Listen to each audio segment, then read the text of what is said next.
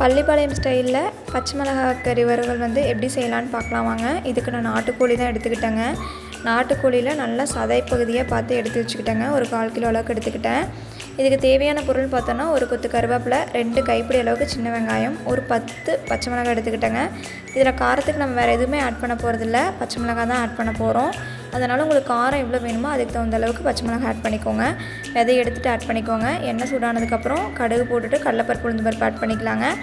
இஞ்சி பூண்டு paste 2 spoon add பண்ணிவிட்டு நல்லா கிளறி விட்டுக்கலாங்க பச்சை வாசனை போகிற அளவுக்கு. ஒரு கொத்து கருவேப்பிலை ஆட் பண்ணிவிட்டு சின்ன வெங்காயம் இந்த மாதிரி 2 அரிஞ்சு ஆட் பண்ணிக்கலாங்க. அதுவும் நல்லா வணங்கினதுக்கப்புறம் பச்சை மிளகாய் ஆட் பண்ணிவிட்டு நல்லா கிளறி விட்டுக்கலாங்க. அது ஒரு 1 மினிட்டுக்கு வணங்கினதுக்கப்புறம் மஞ்சத்தூள் 1 ஸ்பூன் ஆட் பண்ணிக்கலாங்க.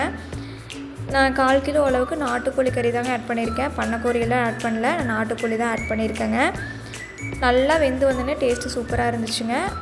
தேவையான அளவு உப்பு ஆட் பண்ணிக்கோங்க. ஒரு பெரிய டம்ளரில் நான் ஒரு 3/4 டம்ளர் அளவுக்கு தண்ணி ஆட் பண்ணிக்கிட்டேன். தண்ணி அதிகமாக சேர்த்த வேணாங்க, டேஸ்ட் நல்லா இருக்காது. சிம்மில் வச்சுட்டு மூடி போட்டு மூடிட்டு நல்லா கிளறி விட்டுட்டே இருக்கலாங்க. கறி வெந்துருச்சு அப்படின்னா எண்ணெய் இந்த மாதிரி பிரிஞ்சு வருங்க.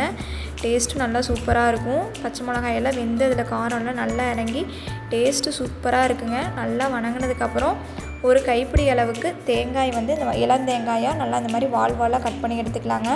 அதையும் இதில் ஆட் பண்ணிவிட்டு ஒரு நிமிஷத்துக்கு நல்லா குக் பண்ணி எடுத்துக்கலாங்க.